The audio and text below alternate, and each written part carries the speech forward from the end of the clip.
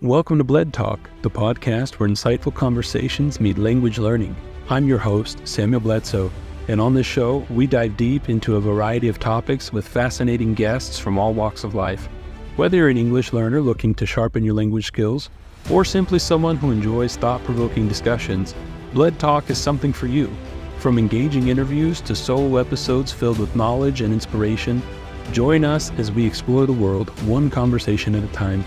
Get ready for a journey of learning, curiosity, and meaningful dialogues. Welcome to Bled Talk. Welcome everybody this week to Bled Talk. We are here with Shannon. She's a very special guest, and she has a lot of great content on Instagram, Facebook, on TikTok. She's an English teacher. She helps people learn, and she currently right now lives in Italy, right? And she's fluent in Italian, she's fluent in French, but she's native to Glasgow in the UK, and it is wonderful to have you on, Shannon. I'm so excited to talk to you. Thank you for accepting Thank you for having me. the invite. And go ahead and tell us a little bit about yourself. Tell us kind of your upbringing and how you got to being the English teacher that you are today. Well, first of all, thank you for having me here. It's a pleasure to be here. And as for my story, well, I'm from Glasgow, as you said, in Scotland. I grew up there. I went to university there, and I studied French and Italian there, and that's why I speak those languages. And I guess languages have always been my main interest, my main hobby. It's the hobby that has kind of stayed with me throughout my life. You know, I change hobbies and I kind of get into things and then I stop doing them, but languages has remained my thing. And obviously, you know, that's why I chose it as a job to teach English, my own language. I wanted to come to Italy because I studied Italian, and I just loved the language, the culture, the people. So yeah, I guess that's my story in a nutshell, as we say. So yeah.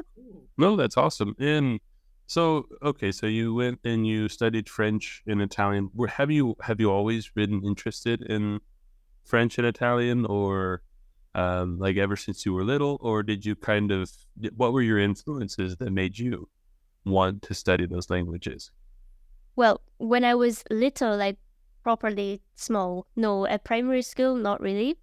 But I think that's because the way it's taught in schools doesn't make you very enthusiastic when you're a little child, you know, at least for me personally. But then when I went to high school, to be honest, it was just because I was good at those subjects mainly. That's why I was more motivated to study them. Like, you know, I wasn't very talented at maths, for example, and I tried really hard, but it was not very motivating when I still tried, and I wasn't, you know, successful all the time. But with French, because that's the language that I studied first before Italian, it just worked. It was just easier for me. I enjoyed it more, and then I wanted to do extra bits of homework and things like, you know, for example, translations or just watching films in general. And then when I had the choice to study Italian, I decided to go ahead and do that because, yeah, I just enjoyed French, so I was curious to learn another language.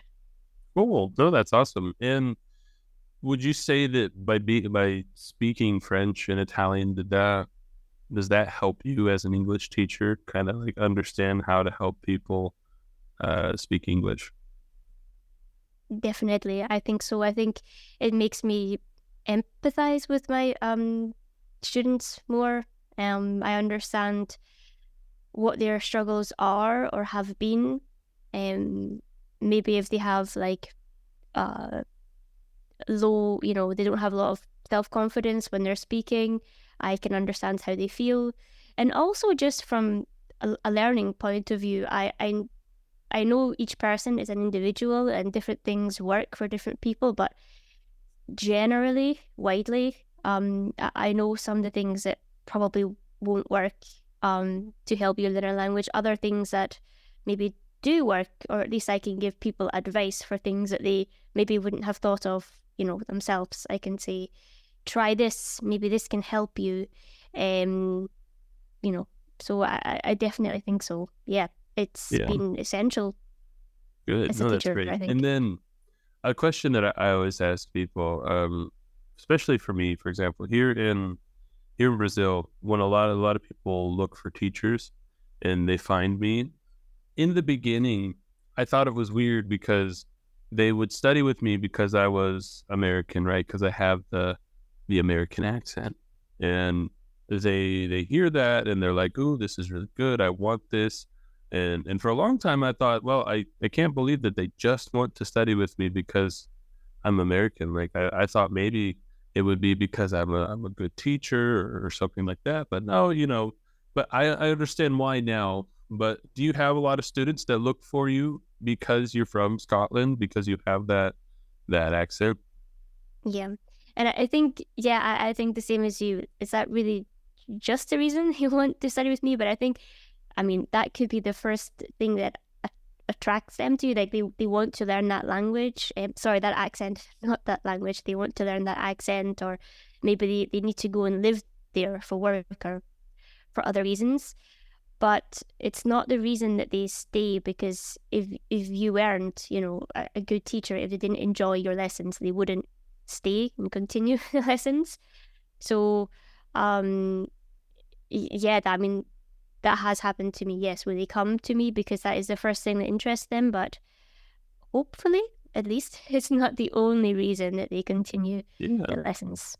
Well, and honestly, I think it's really great that you are from Scotland and that you do teach English, because within our English world, right, all of our teachers that we see around the world, there's a lot from when we say the UK, I guess from like the southern part of the UK, like close to London and those kind of things, and they have that typical British accent. I guess for the rest of the world, we hear it; it's all very similar.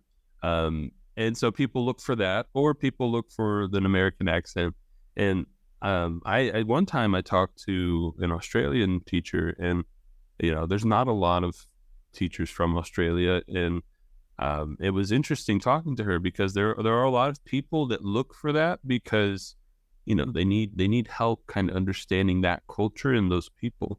And I imagine that it's the same thing for Scotland too, because I'll give you like an American point of view, or at least mine, is that like for us, people from Scotland have a very thick accent, and sometimes it's very difficult for us to understand them. Even us who we speak we speak English natively.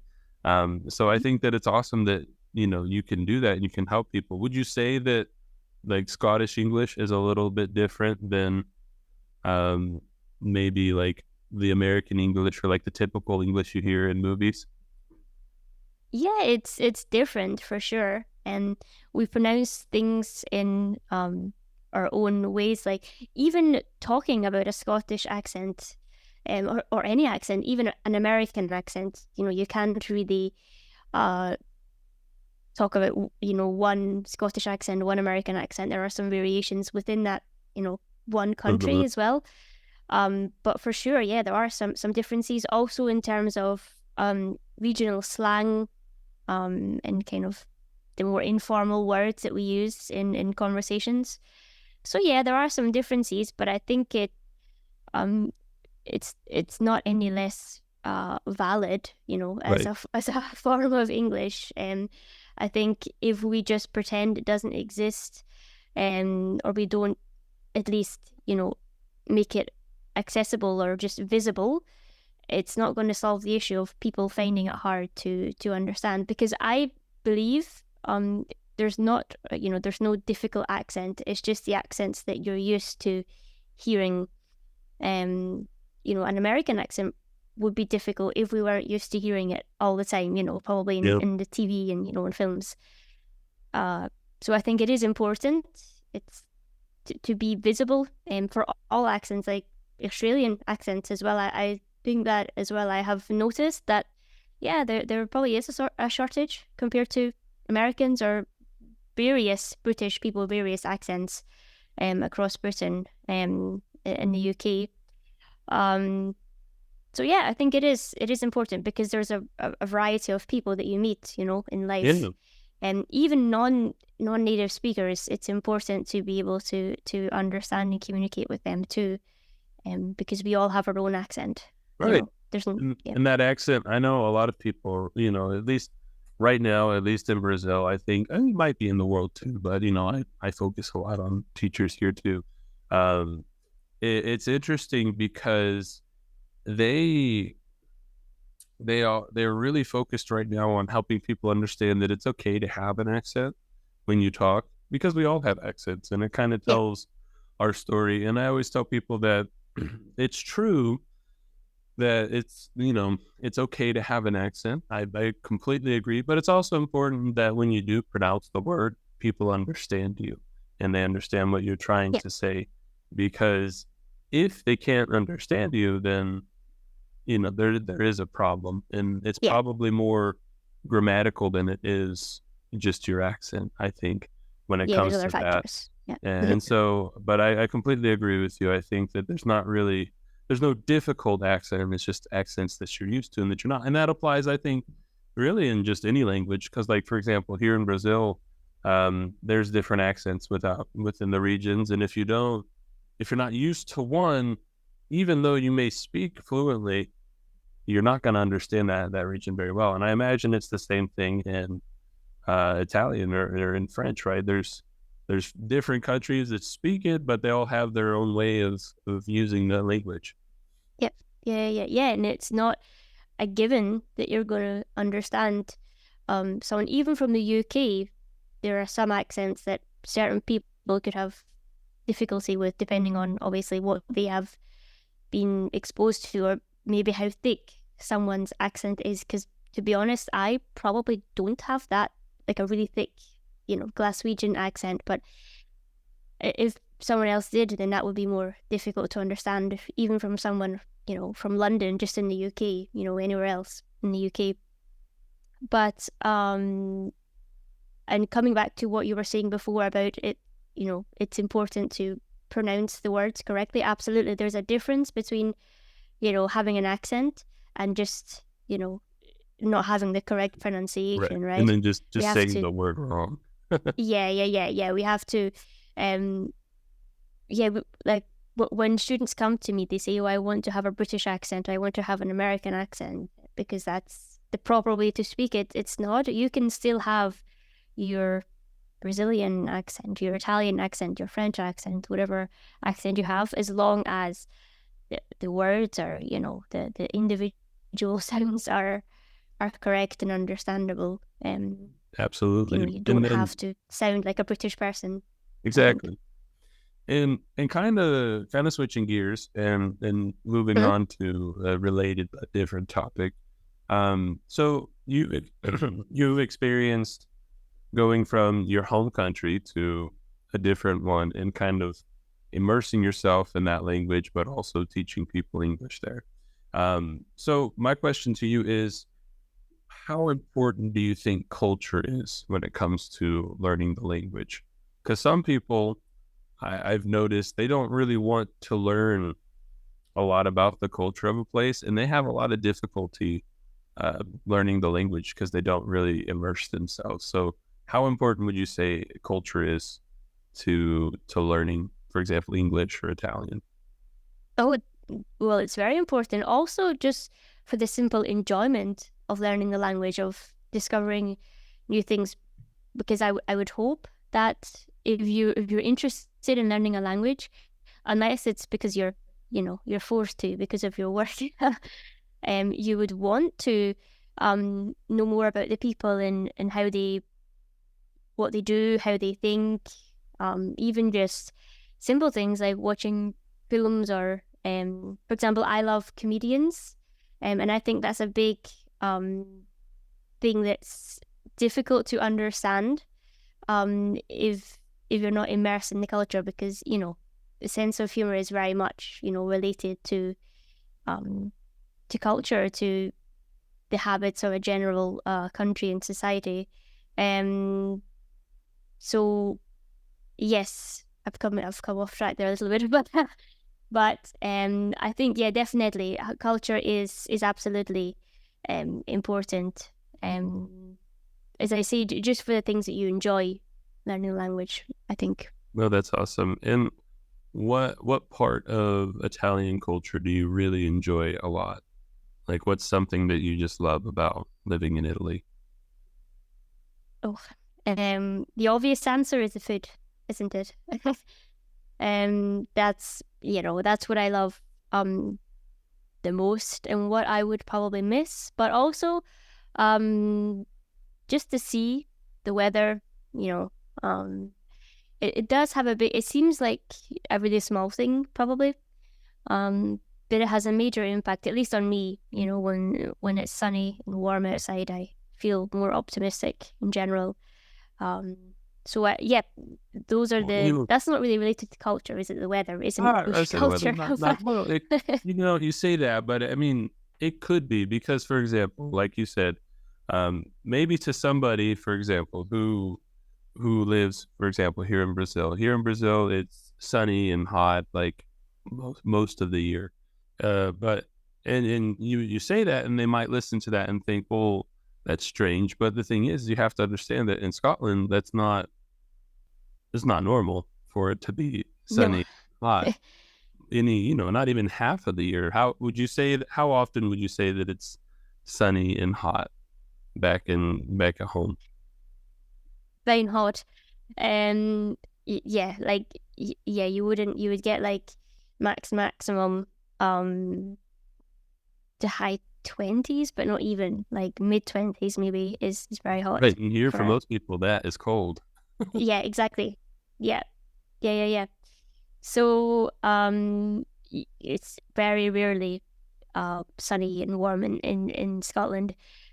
Maybe if you're lucky, in the summer months, June, July, maybe August, but already that's starting to become colder and grayer, But I still like that. It's not that I dislike the weather in Scotland, especially when you go into the countryside and you have the mountains and the kind of stereotypical landscapes that we're used to thinking of. Right, when you watch Braveheart and those kind of things, it's just like that kind of scenery. I always tell people I would love to go to Scotland because I don't know specifically if it is, but if you go back in my genealogy, right, in my family history, like that's where a good portion of my family came from was Scotland. And so like I just would love to go back and see all of those things. Like I actually, something that's interesting is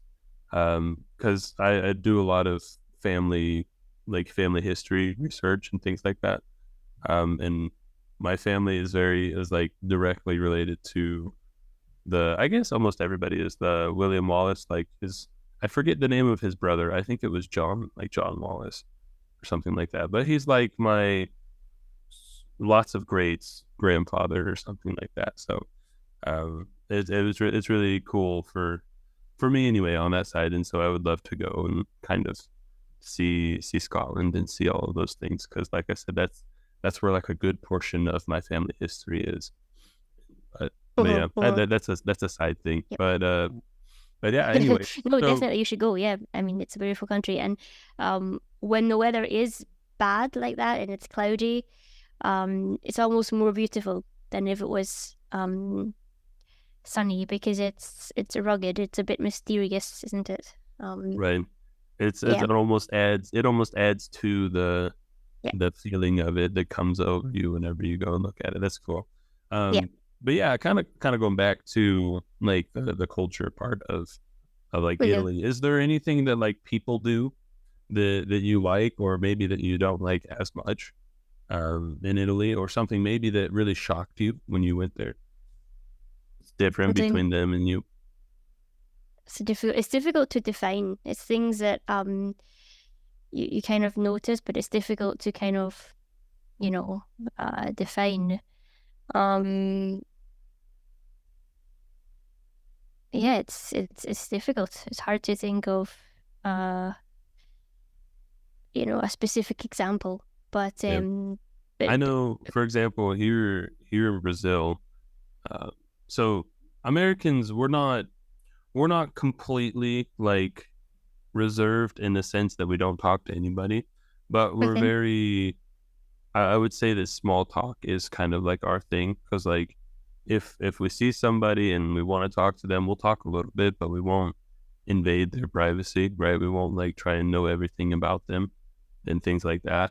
And here in Brazil, that's not the case. Here, if you're standing in line with somebody, they're going to talk to you. They're going to tell you about their family, and they're going to tell you about their son who went and did something crazy, and they're going to tell you this. And it's really cool because they just met you, but they have this full conversation. But at times, it can be a little um, it can feel a little awkward because you don't know how to respond. Especially, for example, coming from American culture, I don't have that I don't have that normal thing within me that's like, oh yeah, let's talk all the time and let's have all these conversations. Because for me, it's very like I'll talk to people if they talk to me, but I don't like go out of my way to talk to others. But they do, and so that was a really big cultural thing, I think, for me here. And I know Italians are pretty, or at least I think that they are. They're pretty proud of their food and like where they come from, right? I always see all of these videos of like people going into an Italian like restaurant or something, like breaking spaghetti. I'm sure that they don't like those kind of things, and so like they have that certain pride, right, in their food and things that they do, which I definitely, rightly so. I mean, why wouldn't you be proud? And maybe that is the difference. Between the UK and Italy, but probably Italy and maybe a lot of countries. It's interesting because each region has its own kind of identity relating to food. Everywhere you go, you can try something new that you wouldn't have tried or even known existed. So that's an interesting part if you're a foodie like me. oh, Um, food is awesome. and yeah, it is. It is. And something similar as well to what you were saying. I actually agree with you that between the difference between people from the UK and Italian people, that is a very similar difference. People in the UK they don't typically ask those personal questions, whereas Italian people probably are more direct too, asking questions that would maybe make a British person feel awkward. Obviously, it is a personal thing as well, isn't it? It depends on each person. But yeah, but Yeah. generally speaking, yes, that's a big difference as well. It's interesting too, because I think culturally sometimes a question that would be personal maybe to us isn't as personal for them. Like I think that's interesting within a lot of things. Is sometimes, for example, here it's pretty normal to ask somebody how old they are, which is okay, it's fine. But in the US, it's not something that we do normally. Like we don't Yeah. don't ask people their age because people don't want to tell you that they're old, I guess. But Yeah, if they're adults, yeah, you don't yeah, and typically. so I think Yeah. that's little things like that. And then a question I have for you also in Italy is like, this has to do with food specifically, but like, how is the cheese in Italy? Because I know Italy does some pretty good things with cheese. Yeah, I'm a lover of cheese. Um, yeah, it's really there's a lot of cheese, a lot of different varieties. You may not like all of them, but that's cool. Yeah, there's lots of different types. Yeah, Um, yep, that's cool. Yeah, definitely. because I'm one of those people that like I would watch videos of people like talking about the different cheeses and things. And something I thought was really crazy. You can tell me if I'm wrong, but I watched a video and they said that The it's not Parmesan, it's the Parmigiano Reggiano, right? I know that's a terrible Well, pronunciation, but no, no, but you're all that right. Yeah. cheese is specifically like you can only be made in a specific part of Italy, right? Like they can't make it outside of Italy unless like the European Union said that it can only be made in these certain regions of Italy, and so Yeah, like the like authentic. Yeah. it has Mhm. to be authentic, and if it's not, then it's like it's illegal technically. And I was like, oh, the United States and and South America, we have a lot of illegal cheese apparently because. But I did try it for the first time a couple weeks ago. I found a place that sold it, very expensive, but I thought, well, why not, right? Why not try a piece and see if it's good? And it was amazing. I loved it so much. It was so good. Yeah. Yeah. But anyway, It's good just to eat. Like, yeah, I guess we're not used to just eating pieces and chunks of it, but it's good. Like yeah. Well, you because do for that. me, for a long time, Parmesan cheese was like it was just this shredded, like almost powdered cheese. That's what we have in the U.S., which is not. Like it's if you have in a bottle, like Yeah, a yeah. It's almost like almost a like bottle, it's and you like just your kind of salt and like shake pepper. it out. Yeah, it's like your Yeah. salt for your spaghetti, basically. Yeah. Yeah. That's And pretty bizarre. yeah, But the real stuff is actually very good, and it's yeah. good in little chunks, like you said. But yeah, well, cool. Well, kind of going back to language, we're getting close to the end here, and I want to know from you, what advice would you give somebody if they are just starting to either study English or maybe studying a new language? What would you tell them? Like, what's the main things to remember when studying a language? I would say, and this is good advice in light of the fact that it's the new year, because it's typically a new year resolution that a lot of people make, isn't it, to learn a new language. I would say when you're setting your objectives, don't think of things that are too vast. Like, for example, I want to reach A2 level or B1 level, and you don't have any idea of actually how you're going to achieve that. I would say set weekly or monthly or even daily goals that you would like to achieve. Something simple like every day this week, I'm going to watch a video in English or listen to a podcast while I'm eating my lunch or while I'm eating breakfast or something like that. Or I'm going to read just one page of a book. It doesn't have to be anything spectacular as well. You don't have to take 1 hour every day, because realistically, no one has that time. Even if it's just 5 minutes a day, that's enough. It's better, in my opinion, to spend 5 minutes every day or most days, rather than randomly, you just decide to spend 3 hours studying English, and then you don't do it again for weeks and weeks. That's better. So that's my advice. Set really small objectives and goals, like actual actions that you know how to take and what to do to achieve them, rather than some things that are vague or really too big to achieve. Totally.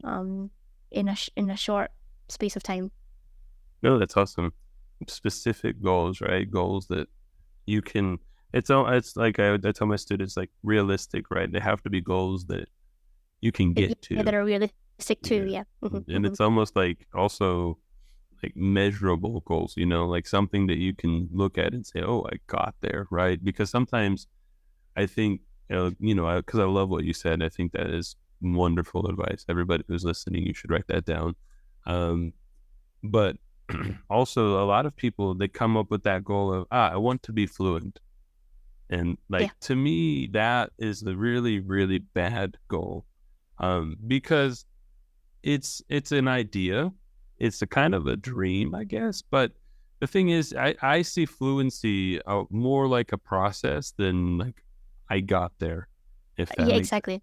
And so it's like, okay, what is fluency to you? What defines being fluent to somebody? Because for one person, maybe being fluent is like, they can have a daily conversation.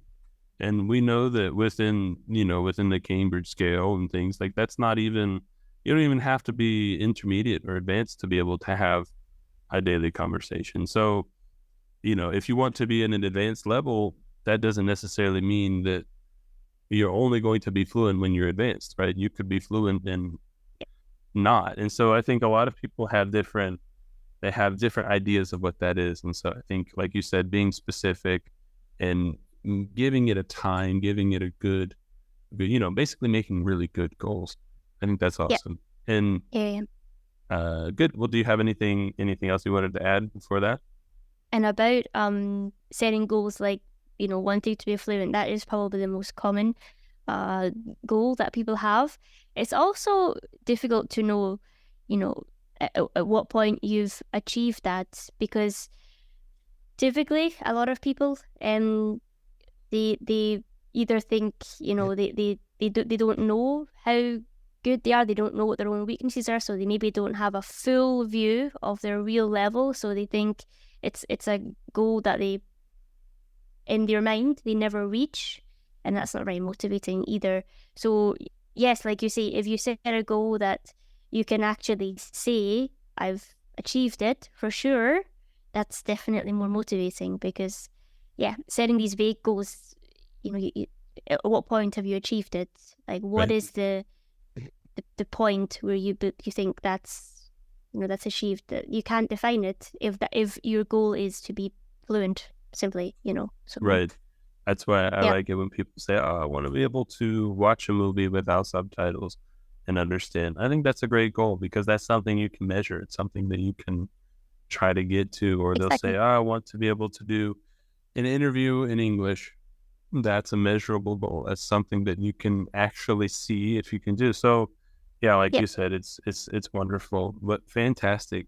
Shannon, thank you so much for being on this episode, and thank you everybody else for listening. And I will have all of Shannon's links in the description, so you guys can go follow her and continue watching her content, because like I said, it's always wonderful and very useful and helpful. It's real English. And I think that by following her, you'll definitely be able to achieve your goals. You guys will definitely get places. But Shannon, once again, thank you so much for coming on to the episode. Thank you for having me. Yeah, no problem. And hopefully in the future, if anybody has any questions for her or for me, just comment them or send us a message. And maybe in the future we'll have another episode and we can talk about some of those. So thank you everybody, and have a wonderful rest of your week, and we'll see you next time on Bled Talk. Thank you for listening to Bled Talk. Don't forget to subscribe and follow us for more content. We are on all of the popular podcast platforms like Spotify, Apple Podcast, and we're even on YouTube. Don't forget to send in your questions and your suggestions. Thank you once again, and have a great day.